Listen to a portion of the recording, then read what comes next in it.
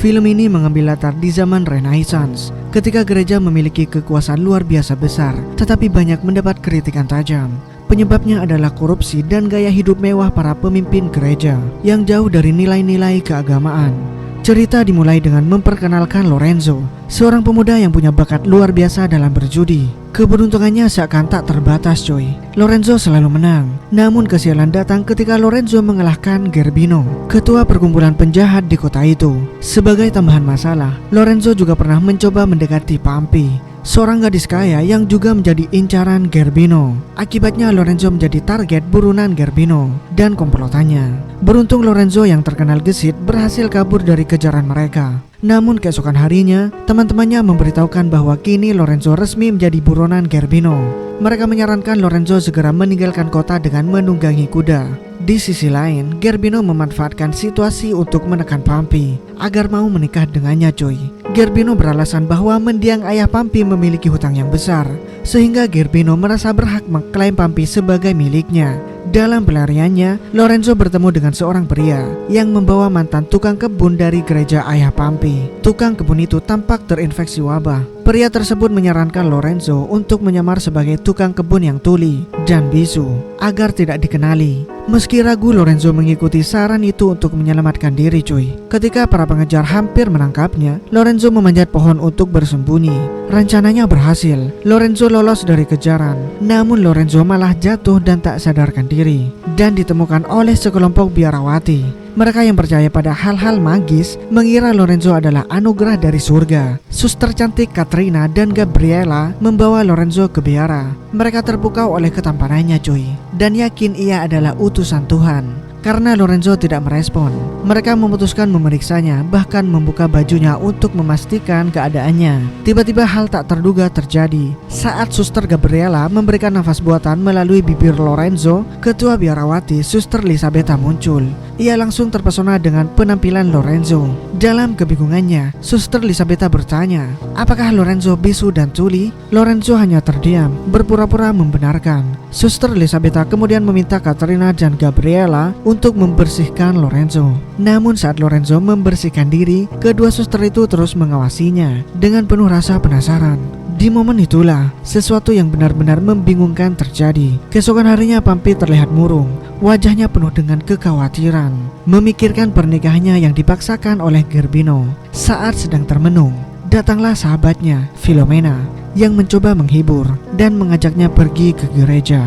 Setelah selesai berdoa di gereja, mereka bertemu dengan teman lainnya, Elisa. Mereka bertiga mulai mengobrol tentang kondisi dunia yang kacau karena wabah Black Death. Di tengah perbincangan, Pampi mengutarakan rencananya untuk pindah ke gereja yang dulunya milik mendiang ayahnya cuy. Pampi juga menceritakan pernikahan yang akan dipaksakan oleh Gerbino karena hutang besar yang ditinggalkan ayahnya. Elisa yang mendengar cerita itu tampak terkejut. Dengan nada sedikit menyindir, Elisa berkomentar bahwa jika saja Pampi memberikan segalanya kepada Lorenzo, mungkin Lorenzo tidak akan meninggalkannya. Sebaliknya, Filomena yang lebih taat dengan agama mengingatkan Pampi bahwa menjaga kesucian adalah hal yang penting sebelum nikah. Tak lama kemudian Gerbino muncul. Dengan aura otoriter, Gerbino memperingatkan semua orang untuk berhati-hati terhadap wabah yang semakin menyebar. Tapi di balik itu, Gerbino mengancam Pampi secara langsung, mengatakan bahwa Gerbino tidak akan segan-segan menghabisi Lorenzo jika Lorenzo muncul lagi. Terdesak oleh situasi, Pampi membuat keputusan yang besar.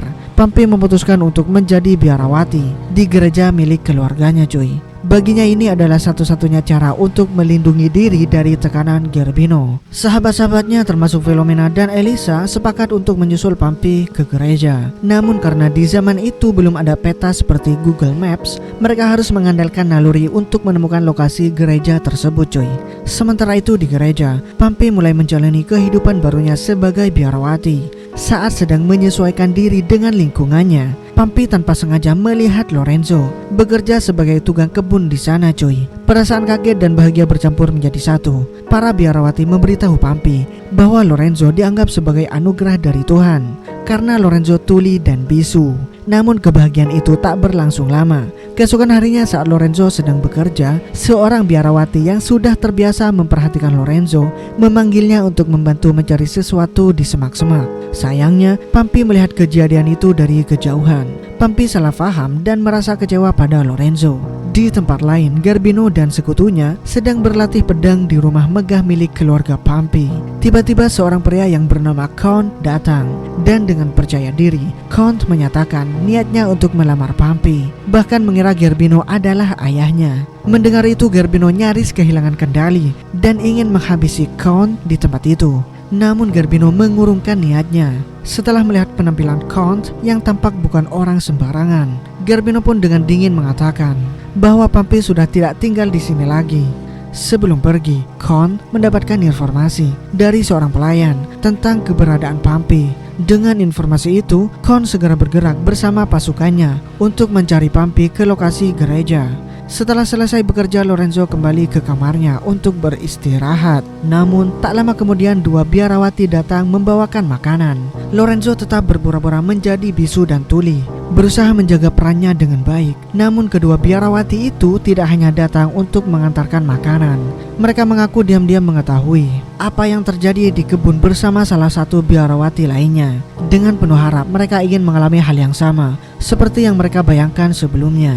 Lorenzo hanya duduk diam, tetap memerankan dirinya yang bisu dan tuli. Namun suasana perlahan berkembang menjadi situasi yang sulit Lorenzo hindari, sesuatu yang di luar kendali. Sementara itu, Elisa, Filomena, dan pacarnya, Dioneo, Gino, paman Roger, dan seorang pendeta sedang dalam perjalanan menuju gereja tempat Pampi berada. Sepanjang perjalanan, Filomena dengan bangga menceritakan bahwa ia dan Dioneo telah menjaga kesucian mereka dan tak pernah melakukan hal-hal yang melanggar sebelum menikah. Namun ketika kelompok itu terpisah, Dioneo dan Gino bertemu dengan beberapa penduduk desa yang menawarkan sesuatu yang mereka sebut segar dan nikmat untuk dicicipi. Dengan rasa penasaran, keduanya memutuskan untuk mengikuti penduduk desa itu. Setelah sampai di tempat yang dimaksud, mereka menemukan sebuah peternakan yang ditawarkan ternyata adalah susu sapi segar yang bisa dinikmati secara langsung dari sumbernya. Awalnya mereka hanya menikmati susu tersebut, tetapi situasi perlahan berubah menjadi hal yang tak terduga. Saat mereka sedang menikmati momen itu, tiba-tiba Filomena datang dan memergoki mereka. Filomena langsung marah besar kepada Dioneo. Dioneo yang bingung hanya bisa beralasan bahwa Dioneo sedang menikmati susu sapi segar. Di gereja, Pampi yang masih diliputi rasa cemburu dan amarah diajak oleh seorang biarawati untuk membawa air ke tempat Lorenzo. Saat bertemu Lorenzo, emosi Pampi memuncak dan Pampi langsung menyiram Lorenzo dengan air yang dibawanya coy. Lorenzo yang masih berpura-pura bisu dan tuli tidak menyadari bahwa yang menyiramnya adalah Pampi. Setelah insiden itu, Lorenzo dibawa ke kamar kepala biarawati. Di sana situasi kembali berkembang menjadi sesuatu yang serupa seperti sebelumnya, menambah kerumitan yang terjadi di dalam gereja itu. Sementara itu, Count dan pasukannya sedang dalam perjalanan menuju gereja untuk mencari Pampi. Namun perjalanan mereka diketahui oleh Gerbino. Gerbino pun menghadang mereka di tengah jalan, berharap bisa menghentikannya. Namun sayangnya untuk Gerbino, pada zaman itu tidak banyak yang memahami senjata api. Dan Count yang memiliki senjata api memanfaatkan itu untuk mengalahkan Gerbino dan pasukannya cuy. Di sisi lain, sahabat-sahabat Pampi yang sedang beristirahat menghadapi kejadian tak terduga. Dioneo tiba-tiba mengigau saat tidur, menyebutkan nama dewi-dewi sambil menceritakan kegiatan seru dalam mimpinya. Hal ini tentu saja membuat Filomena kesal dan marah, menambah ketegangan di kelompok mereka. Kembali ke Pampi yang sedang mengawasi Lorenzo bekerja, Pampi merasa risih dengan fakta bahwa para biarawati lain mulai mendekati Lorenzo. Dan Pampi tak ingin pria itu menjadi bahan perhatian mereka cuy. Setelah Lorenzo selesai bekerja, Pampi membawa makanan untuknya. Namun Pampi tak ingin Lorenzo mengetahui bahwa Pampi yang datang. Pampi menutupi wajahnya dengan kain dan dengan hati-hati menutup mata Lorenzo tanpa berkata sepatah kata pun. Mereka lalu berciuman cuy. Dan setelah itu Pampi meninggalkan Lorenzo begitu saja. Tindakan Pampi itu justru membuat Lorenzo semakin penasaran dengan sosok misterius di balik kain itu. Di perjalanan, Filomena semakin kesal dengan sikap pacarnya Dioneo. Filomena merasa Dioneo sudah terlalu banyak berbuat ulah. Jadi Filomena memutuskan untuk menghukumnya dengan menyuruhnya berjalan kaki. Namun Dioneo yang sudah muak merasa tertekan. Akhirnya memutuskan untuk pergi meninggalkan Filomena. Tak ingin sesuatu yang buruk terjadi dengan pacarnya, Filomena pun mengejarnya dan mengikuti Dioneo masuk ke hutan. Dan saat mereka sedang merasa nikmat-nikmatnya, tiba-tiba mereka dikejutkan oleh kehadiran sekelompok bandit hutan. yang menangkap mereka. Mereka dibawa ke markas bandit dan ternyata teman-teman mereka juga sudah ada di sana coy, termasuk Elisa. Ketua bandit yang terlihat ganjil itu memberitahu Philomena dan Elisa bahwa jika mereka ingin diperlakukan seperti ratu, mereka harus melakukan hal-hal yang tak terduga bersama sang ketua. Philomena jelas menolak itu dengan tegas, namun Elisa justru tertarik pada sang ketua. Dengan penuh keberanian, Elisa menghampirinya. Sang ketua terlihat tercengang dengan sikap Elisa. Sang ketua merasa senang dan akhirnya mereka melakukan sesuatu yang pastinya enak-enak cuy.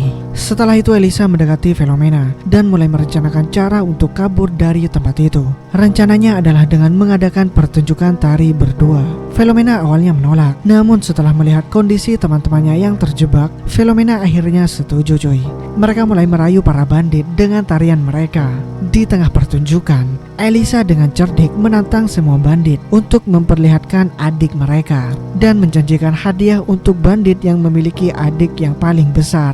Namun mereka segera menemukan bahwa salah satu bandit memiliki adik yang paling kecil.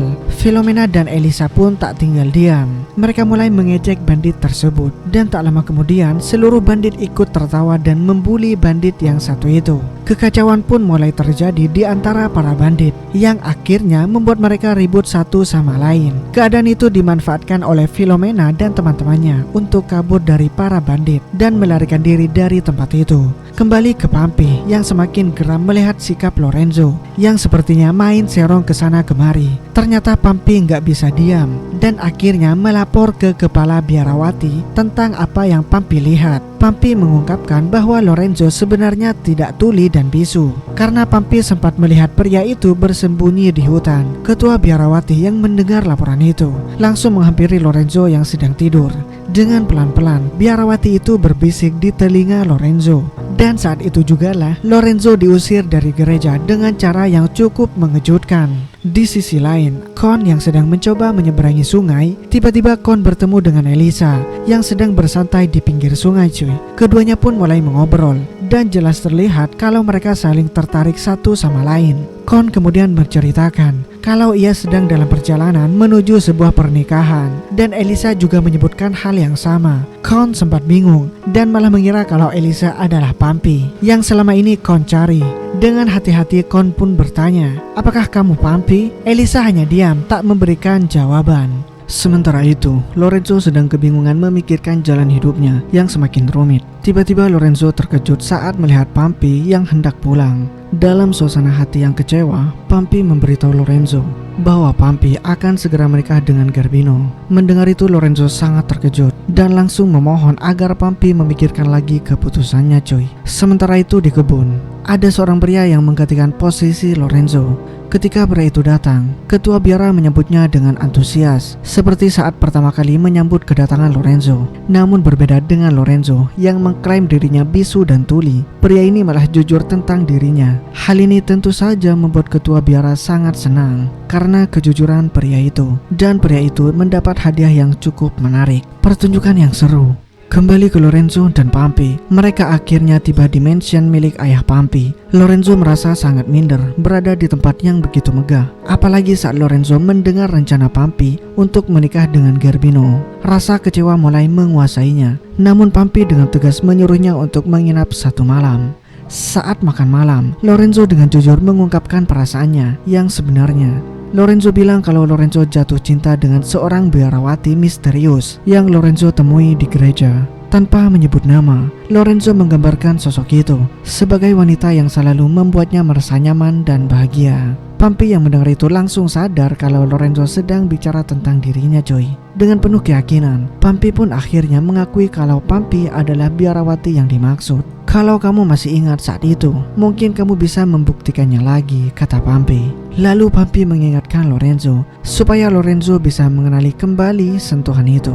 Namun tepat saat itu Garbino datang bersama pasukannya. Melihat Lorenzo yang berani mendekati Pampi, Gerbino langsung berniat untuk menghabisi pria itu. Tapi Pampi dengan cepat menghentikan niat Gerbino dan berkata kalau Pampi bersedia menikah dengannya. Akhirnya Lorenzo pun dikurung di penjara bawah tanah. Pampi yang marah langsung menyuruh Gerbino untuk segera melepaskan Lorenzo. Gerbino bilang akan segera memanggil pendeta untuk pernikahan mereka. Setelah Lorenzo dibebaskan, ternyata pendeta yang dipanggil itu adalah pria yang menggantikan posisi Lorenzo sebagai tukang kebun beberapa waktu lalu. Pampi dan Gerbino pun melakukan sesi konseling pengakuan dosa bersama pendeta itu. Pampi mulai menjelaskan hubungan tersembunyinya yang Pampi miliki dengan Lorenzo. Pampi bilang sebenarnya Pampi tidak ingin menikah dengan Gerbino dan meminta pendeta itu untuk membantunya. Namun pendeta itu malah menyarankan Pampi untuk tetap bersama Gerbino. Pampi yang merasa tak punya pilihan akhirnya mengikuti saran pendeta. Sementara itu,